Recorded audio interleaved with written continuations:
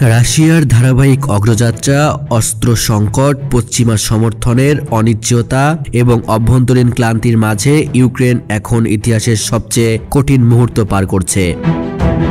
যুদ্ধের প্রায় ৩ বছর পেরিয়ে গেলেও যুদ্ধক্ষেত্রের বাস্তবতা বদলে গেছে ইউক্রেনের বিরুদ্ধে। আর এই অবস্থায় সবচেয়ে বড় প্রশ্ন, প্রেসিডেন্ট ভলোদিমির জেলেনস্কি কিভাবে ইউক্রেনকে রক্ষা করবেন?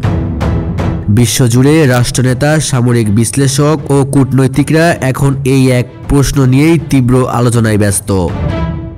জেলেনস্কির সামনে প্রথম চ্যালেঞ্জ সামরিক সক্ষমতা টিকিয়ে রাখা। রাশিয়া প্রতিদিন অগ্রসর হচ্ছে, বিশেষ করে পূর্ব ও দক্ষিণ অঞ্চলে ইউক্রেনের প্রতিরক্ষা লাইন দুর্বল হয়ে পড়েছে। গোলাবারুদ সংকট এতটাই তীব্র যে কিছু ফ্রন্ট ইউক্রেনীয় সেনারা দিনে মাত্র কয়েকটি কামান নিক্ষেপ করতে পারছেন। পশ্চিমা দেশগুলো প্রতিশ্রুতি দিলেও সরবরাহ যথাসময়ে পৌঁছায় না।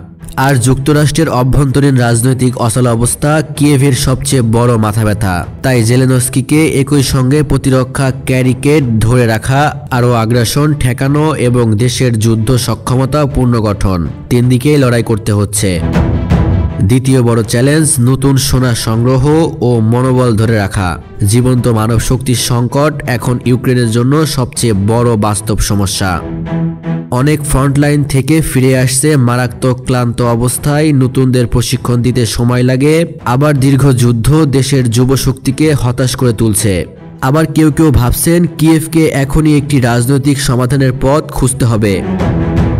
জেলেনস্কি দৃঢ়ভাবে বলছেন, ইউক্রেনের সার্বভৌমত্ব, ভূখণ্ড বা স্বাধীনতা নিয়ে কোনো আপোষ হবে না। কিন্তু রাশিয়ার শক্তি দীর্ঘদিন বাড়ছে আর ইউক্রেনের কাঁধে চাপ বাড়ছে। ফলে রাজনৈতিক নেতৃত্ব টিকিয়ে রাখা তার আরেক কঠিন পরীক্ষা।